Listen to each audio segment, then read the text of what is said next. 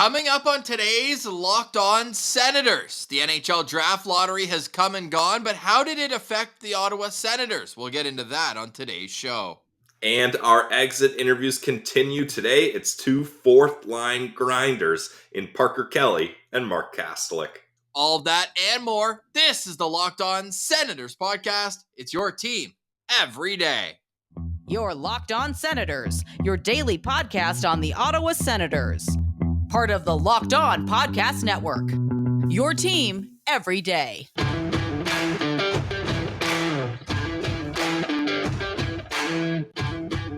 I'm Jake Sanderson, and you're listening to Locked On Senators podcast.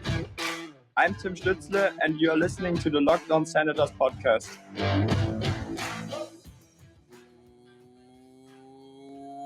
Welcome inside episode 795 of the Locked On Senators podcast. I'm Ross Levitan on the outskirts of enemy territory in Winnipeg, Manitoba. Alongside Brandon Piller up in the Blue Mountains, please like and subscribe wherever you download your podcasts, including on YouTube, where the best way you can help the show grow is to leave a comment below. Today's comment, it goes with yesterday and today's exit interviews. Are you happy with how the bottom six is constructed right now? If not, how many changes are needed for this to be a competitive group? Today is Tuesday, May 9th, and Pilsy, I have so many spin zones about the draft lottery, I don't even know where to start. All right, well, I'll start with, I was heading into that night feeling weirdly good, as I mentioned on yesterday's episode. I thought that 5.1% was going to be a big boost, and the Sens were going to get that second overall pick, just because this is the year that they didn't really need it, and all the other years they needed the luck, and it didn't happen. So I thought maybe that would flip the fortunes for them. Nonetheless, the Ottawa Senators draft pick ends up being 12th overall. Therefore, it goes to the Arizona Coyotes. And the Ottawa Senators social media team was 10 out of 10 last night with their video of Jacob Chychrun. Yep. They superimposed the Sens logo on Katy Perry, if you saw at the coronation for the King Charles overseas. They had her, she was looking for her seat, and the Sens said, we're just looking for our draft position here. And then the other one was like a nice montage, a super cut of all the great Chychrun moments in his brief. Chick is in. The chick is in. The boys are heat, which was unfortunately cut out, and they got the correct one where he regrouped. The boys are hot right now. Whoops.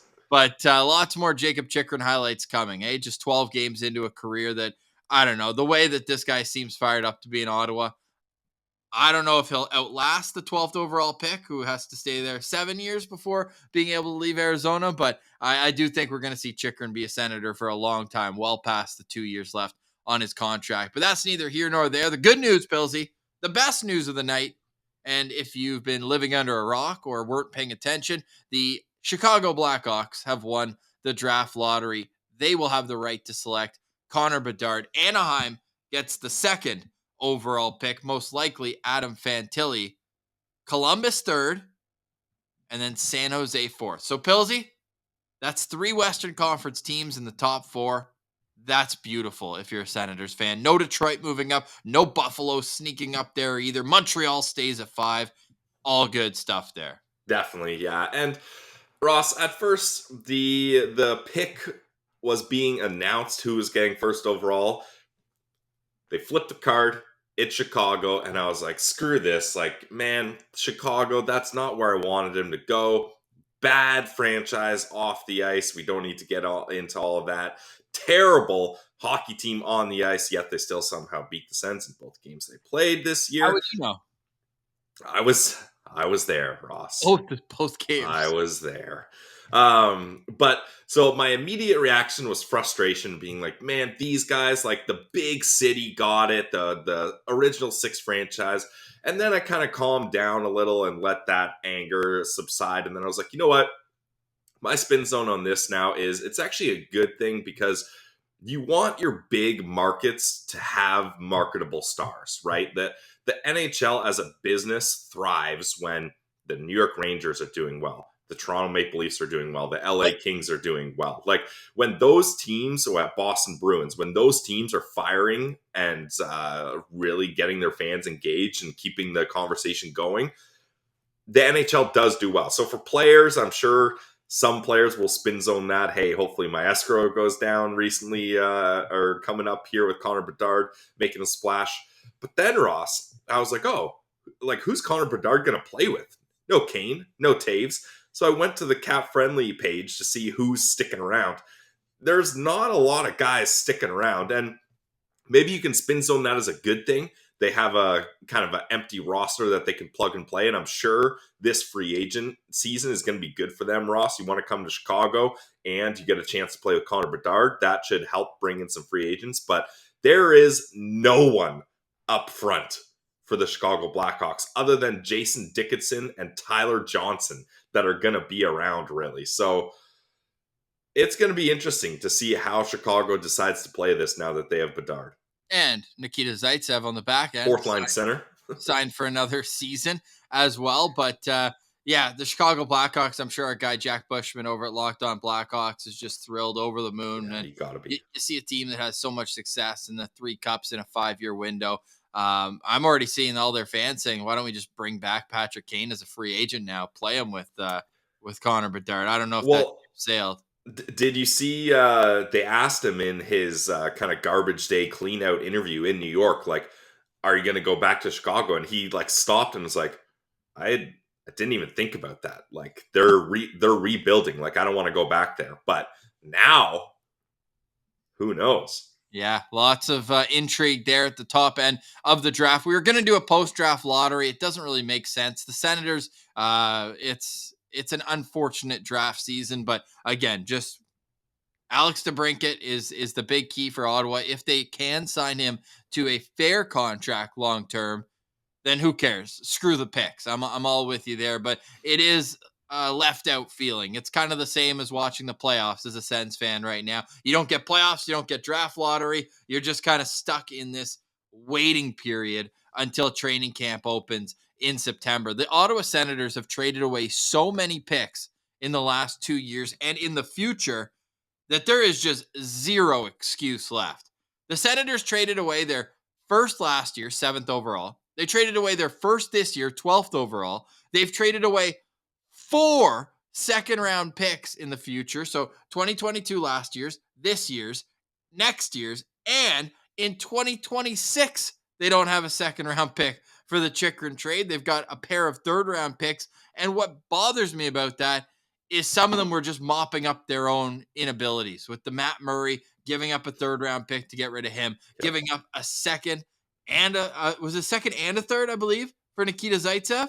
I've got, yeah, it is, because I've got the ridiculous right now, the way that's going. And then, you're just hoping that on the ice, it's all worthwhile, because right now you're looking at a team where they have 6 picks right now. And I do think they're going to weasel their way into a couple more picks in the draft, at least one in the top 100.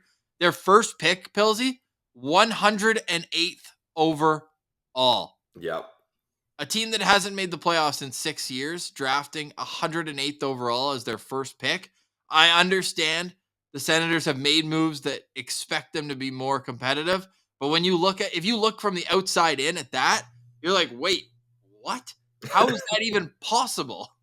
Yeah, it's tough when there's nothing to kind of show for it. If you make the playoffs, you can be like, well, we made the playoffs here, but that is not available for the Ottawa Senators. And it's tough too, Ross, because this prospect pool that the Ottawa Senators have is at such a crossroads now. Like, there's not too many guys, like, deep in the system where you're like, oh, in a couple of years they're going to be here. Like, it's pretty much all the guys are already here or are on the cusp of either you're making the NHL this year or we're going to mutually go different ways, kind of, right? So I don't know what the Sens are going to do here. And it's going to be interesting to see if Pierre Dorion, who is a scout at heart, tries to get some draft capital at this upcoming draft, which we all know, Ross, and we've known for probably the better part of 2 years that this was going to be one of the best and deepest drafts in a long time. So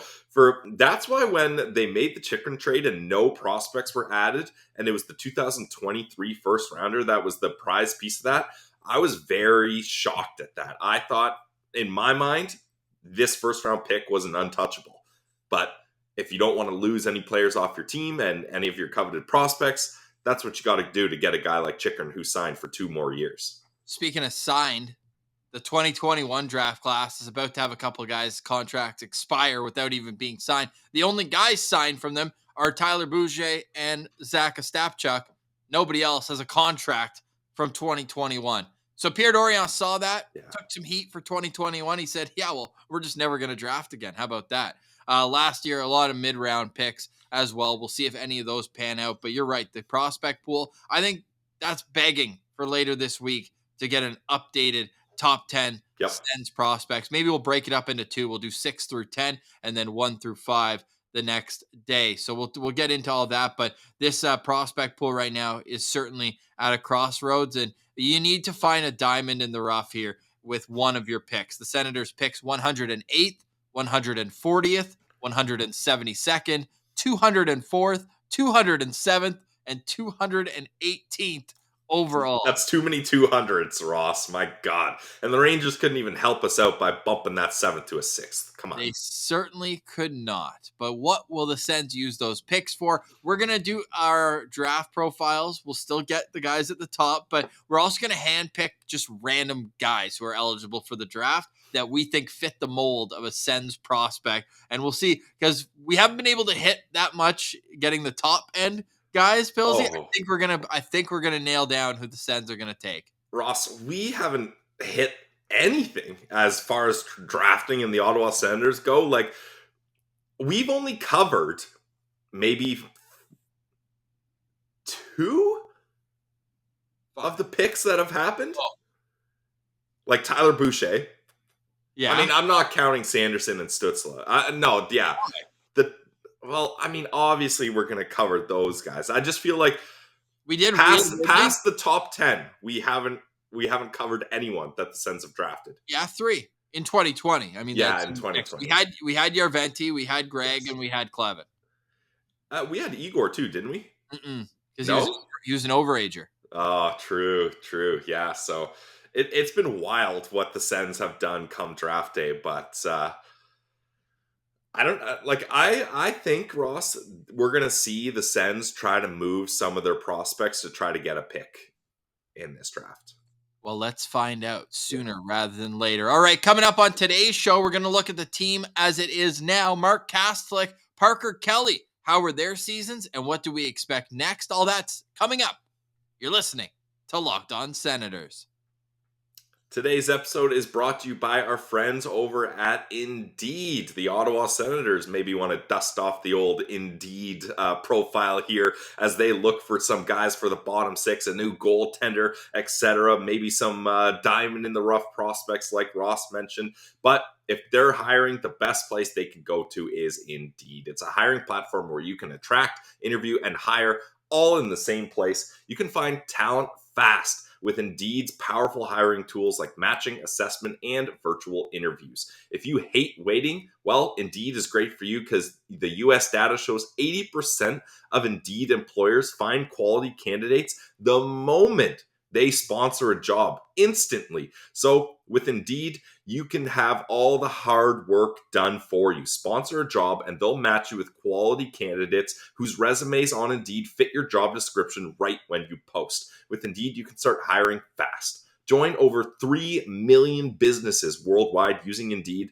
to get the right talent. When you're growing your business, Indeed knows you got to make every dollar count. That's why with Indeed, you only pay for quality applications that match your must-have job requirements. Visit Indeed.com/lockedon and start hiring now. Guys, that's Indeed.com/lockedon. Terms and conditions apply. Cost per application pricing not available for everyone. Need to hire? You need Indeed. Today's episode is also brought to you by Owl & Co. Owl & Co. Grooming. Head there for 15% off. Senators 15. Now, what is Owl & Co. Grooming? Well, our friend Pilsy is holding it up right there. So whether you're looking to finally take care of an epic beard or If you're a woman and looking for more nourishment for your hair and help protect it against the sun, well, Owl & Co. has products just for you. They have hair tonics, salt sprays, sea salt sprays, and utility bombs. It's versatility at its finest. All of Owl & Co.'s products are made with natural ingredients such as coconut oil and sweet almond oil to ensure that your skin is getting the nourishment it needs. All of the grooming products are made by hand in small batches, so you know they're going to be made to a high standard. No cutting corners at Owl & Co. They carefully choose ingredients such as shea butter to be safe for sensitive skin. We don't like blemishes here. So go outside your comfort zone and start with these products every morning, and you'll see that creating a grooming routine is something that you can actually look forward to. Mother's Day is coming up. Get your mother some beautiful products from Owl & Co. It's all about helping you find a grooming routine free from complications. owlandcogrooming.com or on Instagram, Owl & Co Grooming. And as we mentioned, because you're a listener of Locked On Senators, special discount code Senators15 saves you 15% off your next order. We know you're going to love it. Let us know in the comments when you try Owl & Co.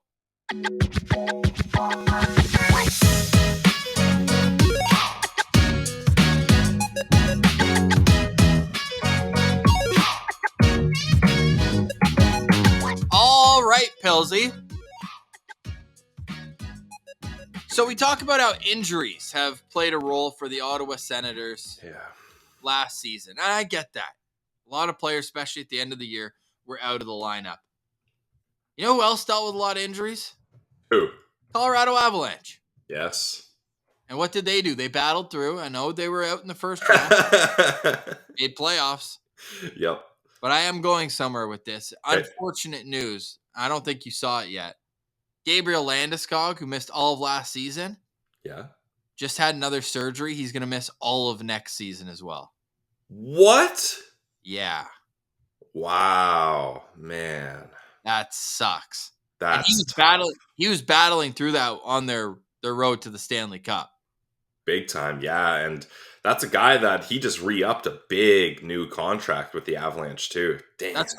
That part I like, though. I'm glad he got paid. No, I'm glad for him too. It just sucks for both of them. You're like, okay, like, because there was talks he was going to go to Seattle. Like that was kind of, which now the irony is huge there. But they couldn't get a deal worked out for him, and it went much later. And he was like, I want to be here, but you guys got to pay me right. Like this, I'm not taking a huge hometown discount, and it still got him on a good deal. But yeah, that's unfortunate, Ross. Yeah, it really sucks. But to bring it back to the Senators, you just got to think like next season, there are no excuses. You have to have the depth. The 2020 draft will have been 4 years ago, and that's where you have these prospects that you should be able to trust in NHL roles next year, from Ridley Gregg, from Igor Sokolov, from Roby Yarventi, and you can even throw Tyler Klevin in that mix on the back end. That's your next layer of depth. And if you don't think you have enough beyond that, well, go out there this summer and stop signing just plug-in guys and sign guys who can actually help this team win. Look at the teams that are left in the playoffs. Look at their third and fourth lines. They aren't fifth and sixth rounders who can just like get the job done to an adequate level.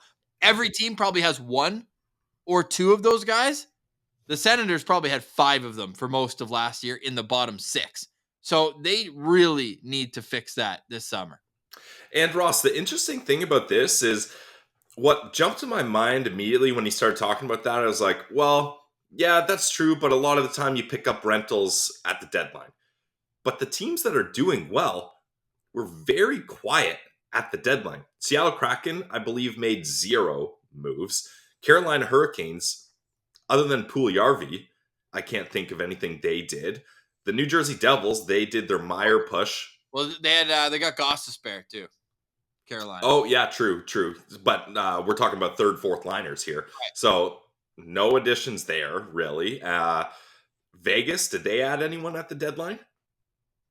No, but they added last summer. Like a Brett Howden's a perfect example of a guy, or a Nicolas Roy.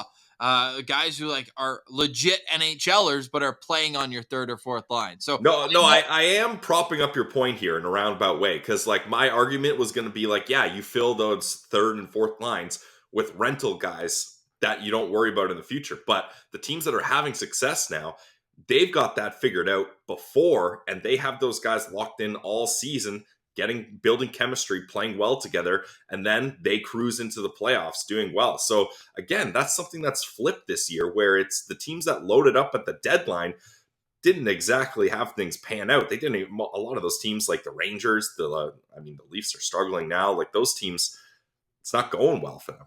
Yeah, the one move Vegas made was Ivan Barbashev, who's actually been a pretty solid addition. True. Yeah, that's a good one. But did Florida make any moves? I can't think of anybody. They didn't have the cap space or draft capital to do anything.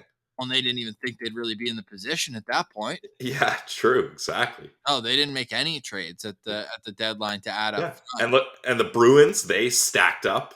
That didn't work. Like, it's crazy. No, so we're going to have a lot to sink our teeth into when it comes to the bottom six for the Ottawa Senators, because you can't look. I get it. It's less than ideal that Josh Norris missed all the year, and it put Shane Pinto in a really tough position for his age and experience level with missing all of last season.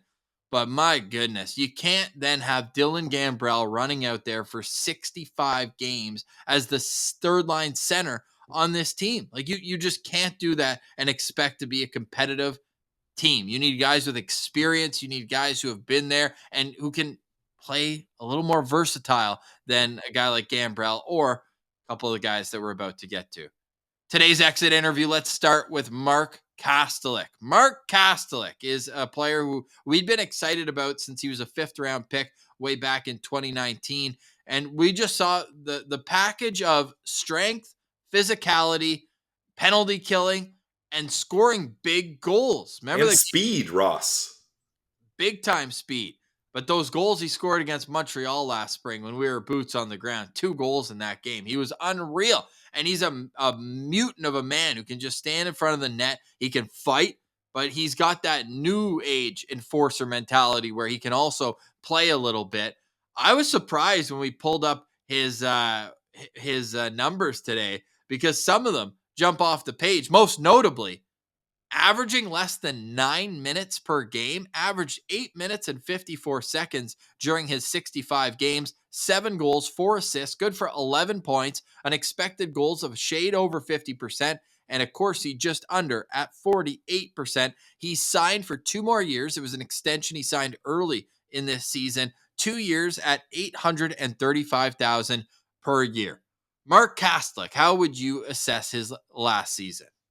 Ross, I'm actually different than the fan grade here. Fan grade is a C, 50.2%. I give him a B. I think for what he was expected to do and what his role was, he did a great job of that. You listed it off. He's got the size, speed, strength that a 4th line guy should. He's out there laying hits down. And the key to all this, Ross, I think you know where I'm going with this. The face-off percentages. This kid is an absolute stud in the dot. His first year in the NHL, he was a 58.3% success rate in the face-off dot. Now you may be saying, well, easy there, Pillsy. That's a 16-game sample size where he only took 130 draws. Okay, fair. 120. Sorry, my math was off there.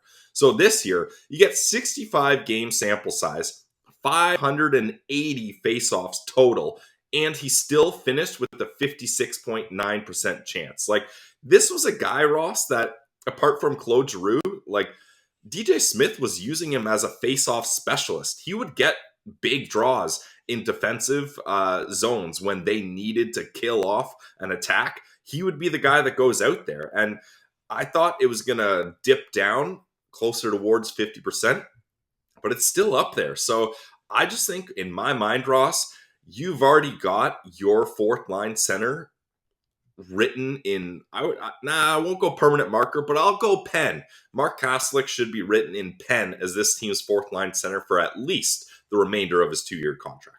I agree with that. Out of the bottom 6 players that predominantly played last season, so I'm not counting Shane Pinto, because he will be the 3rd line center, and he should be.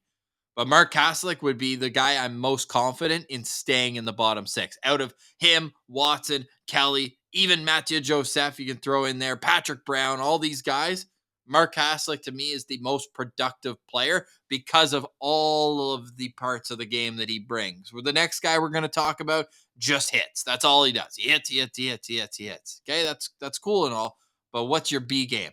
And I feel like not a lot of guys in the bottom six have a B game. Mathieu Joseph is extremely fast, but he's lost the scoring touch. You have all these guys who are singular asset type players. Like they just bring one part. But Casty, you mentioned faceoffs, you mentioned physicality, you mentioned being able to stay up to speed with the NHL, whether it's a first line or a fourth line he's going up against. And also, the guy's not afraid to drop the mitts. 9 fights for Mark Kastelic last season in the National Hockey League. 9 fights for him. And we already talked about Austin Watson last week, and he was a guy who was tied for second in fights. Well, not too far behind was Mark Kastelic. He was tied for 5th in the National Hockey League last year with 9 fights. So you do have that when it comes to Mark Kastelic. You have him signed at a very good cap hit. So I'm happy just run it back with Mark Kastelic. He's probably one where I have the least amount of notes for a fourth line guy. Yeah, and I think Mark Kastelic seemed kind of divided on Sens Twitter, Ross. Like, I think some people, not me, but from what I've seen when he was playing, some people weren't happy with him. And then other people, like me, were stoked about him and thought that he did a really good job. So I think this is the type of guy, too, that you want in your system, because it just feels like he knows his role and he relishes in that role. You know what I mean? Like, he doesn't need to be given cookies of power play time or anything like that. Like, this is a guy, he knows he's a big, strong centerman. He's going to win draws. He's going to play that gritty game. He's going to win board battles, get those loose pucks. And the one knock, if I had to have a knock on Casty, Ross, it's he did take inopportune time penalties at some point. And maybe that's what led DJ Smith to keep his ice time down, is there were a couple times where you're like, it's not like a boneheaded penalty, Ross, but just now is not the time for a fourth line center to take a penalty here. This is a big part of the game, and you may have put it in jeopardy here. So that's the one knockout having Casty. But when a guy plays that hard, those will happen. And when you only get 8 minutes of ice time, really, sometimes you can push things over the edge a little bit too much, trying to do too much in too little bit of time. So that's one thing where Casty, I think, is going to have to work on it. 23 minor penalties taken for Mark Kastelic, which is 6th on the Ottawa Senators last season and 4th among forwards as well. Actually, let's do minor penalties because Watson's obviously a little skewed for all of his majors that he takes. He's actually he's actually far down now. Penalties per minute, and then we can probably that's the thing. Penalties taken per 60 minutes of ice time. Here we go. There there you go, leading the team. Unfortunately, Lassie Thompson, who had 2 penalties in 2 games for Ottawa. But beyond that, Mark Kastelic, number 2 on that list. So that's something that he can definitely work on in the summer. But he's a guy who I'm excited to be back with Ottawa next year. Hopefully, gets rid of that training camp number 47. Get him a real number. I don't know what he wore in junior, but I feel like I want to say it was like 12, and obviously there's a lineup to get 12 in Ottawa. Yeah, no kidding. That was number 12 with the Calgary Hitmen, where he scored 50 goals. So my goal for Mark Kastelic next year is hit double-digit goals. He got 7 this year. Let's get at least 10 next year. Let's get 20 points, okay? Let's get 20 points. Yep. And let's go from there with Mark Kastelic. I like it. All right, coming up next, we're going to have Parker Kelly. You're listening to Locked On Senators.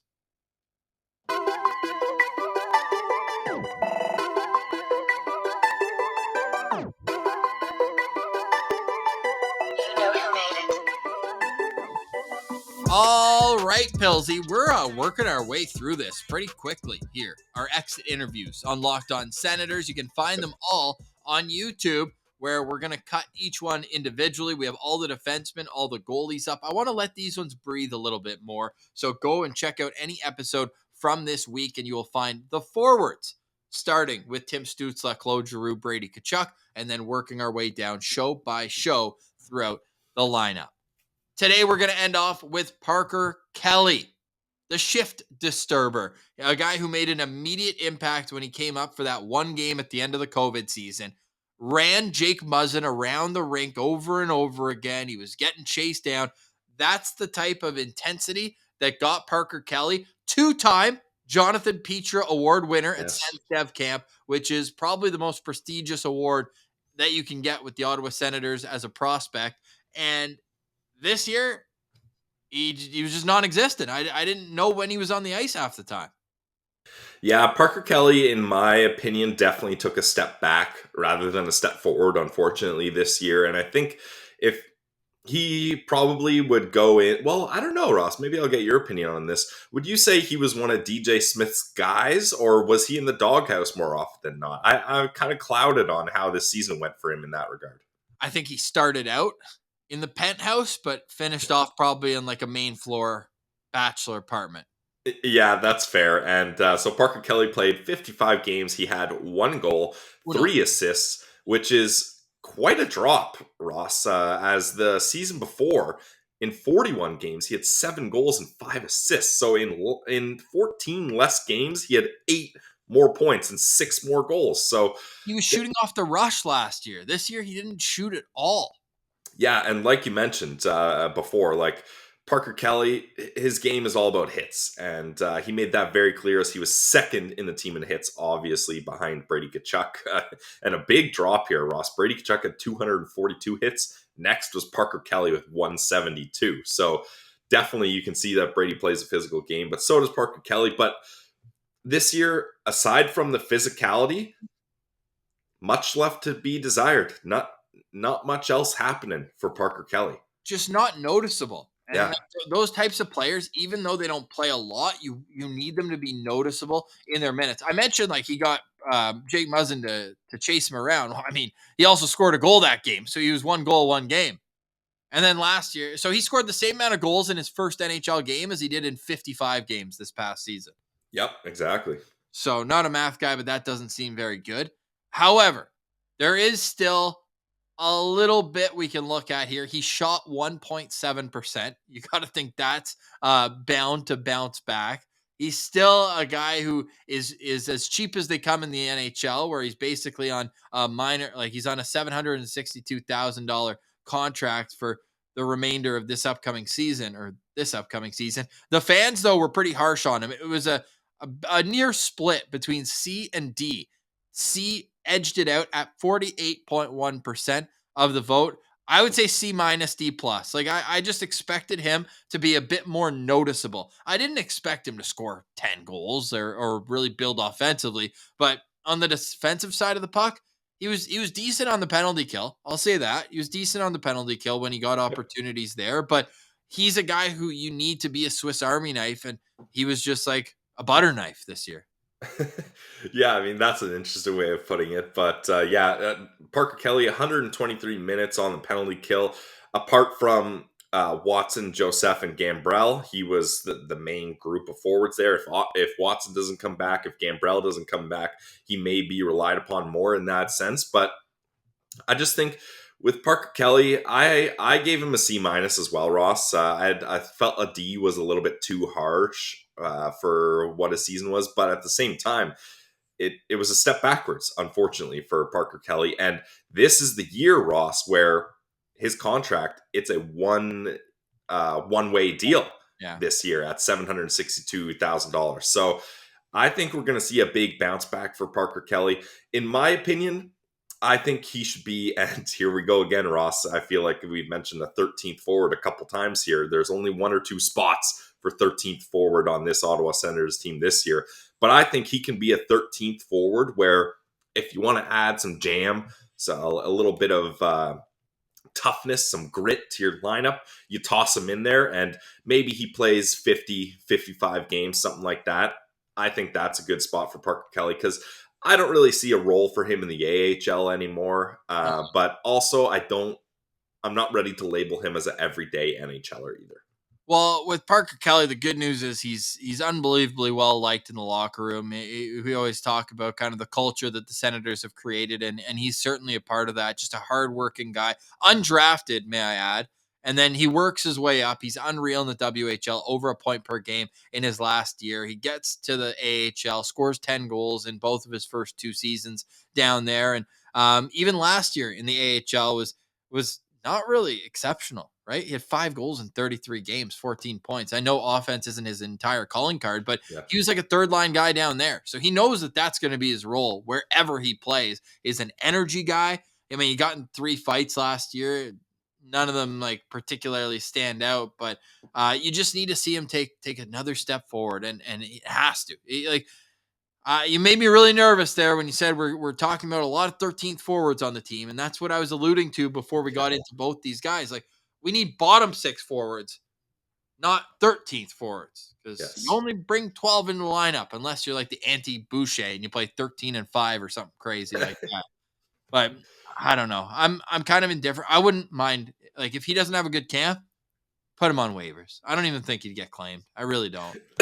Excuse me. Yeah, I'm not sure. Yeah, that's a good point. That's the thing. Like, for Parker Kelly, we need to do an entire episode of how we're handicapping the bottom 6 race, because there's about 10 guys right now for 6 spots, and that's not including that we want to see people added to this competition. Yeah. And Yuri Smakal, who we discussed yesterday, is added to that. But Watson likely out. Broussard, unfortunately, likely out of that mix. But there needs to be new blood in there just to even inject a level of competition into the mix, because hopefully that brings out the best in guys like Parker Kelly.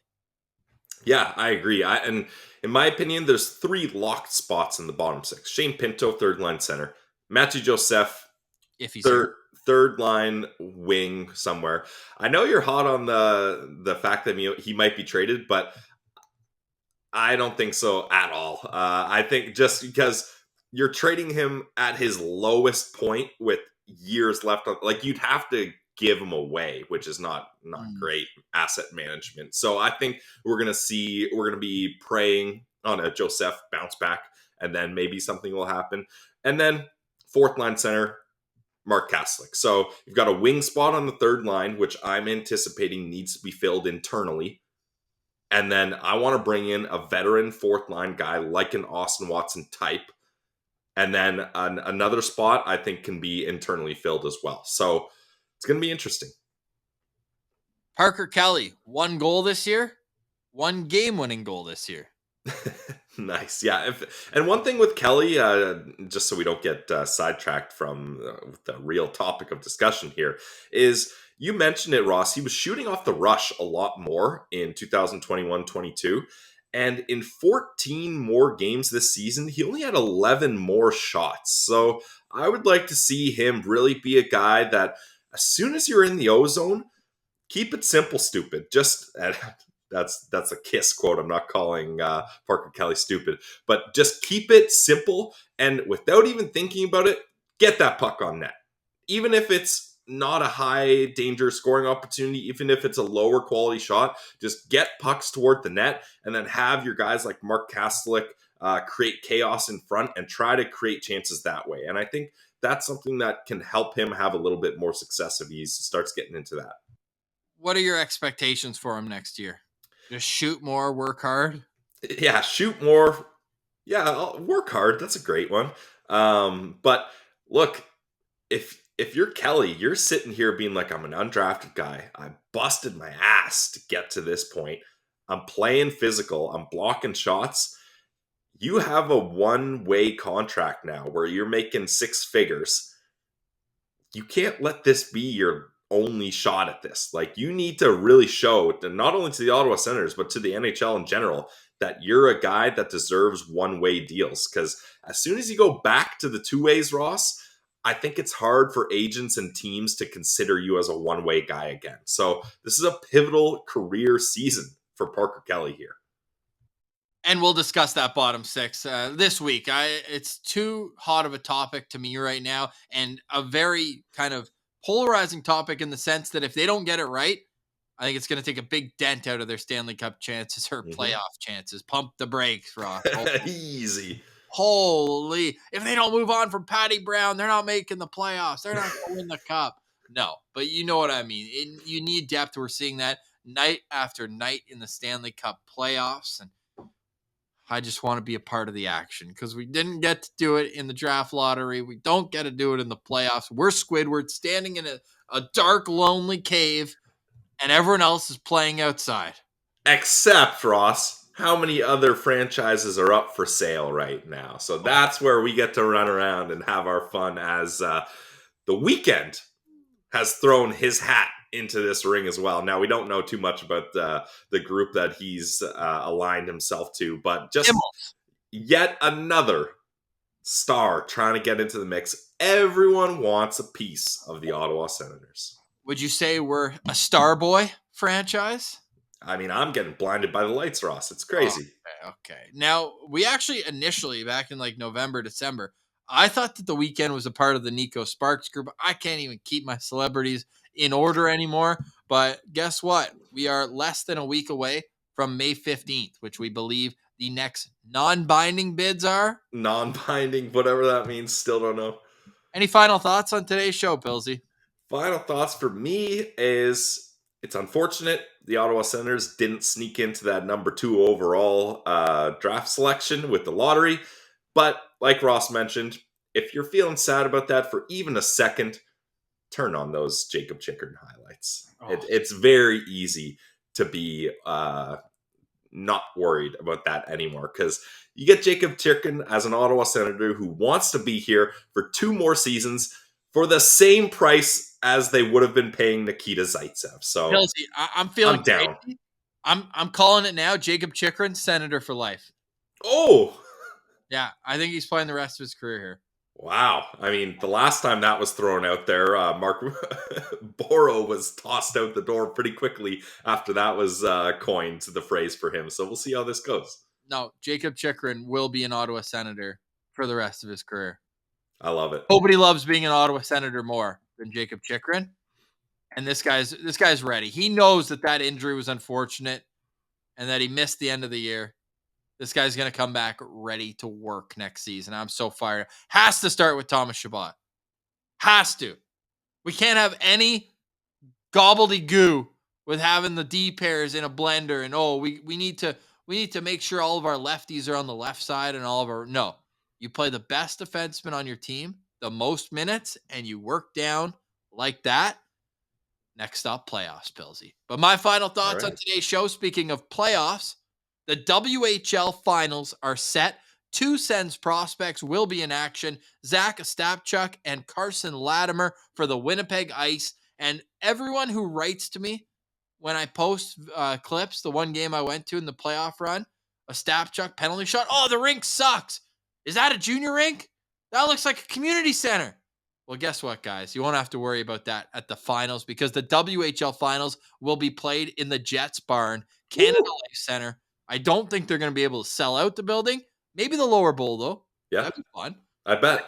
It'll be a cool experience for the kids. Winnipeg playing the Seattle Thunderbirds. Brad Lambert, Dylan Genther, Kevin Korchinski. Ever heard of him? The draft pick that was used in the Alex DeBrincat trade, 7th overall. It's going to be a hell of a series here. So the WHL final is set, and 2 Sens prospects will be in action. So we're fired up for all of that. Nice. And, we'll get back to you tomorrow. I think I'm going to push Pilsy for that bottom 6 discussion to be tomorrow. And do we have any more exit interviews left? Yeah, we do. I was just looking at that. We got 4 more players. So Julian Gauthier? Yep. He's going to go with our guy, Igor. Of course. And then finishing it off for the players. Should we announce it or tease it? No, announce it. We're going to do Ridley Gregg and Josh Norris together. So those will be 2 very interesting ones. And then don't think the coach and general manager are getting off easy here. They're getting exit interviews as well. So are we doing Jack Apuano, Davis Payne, Bob Jones?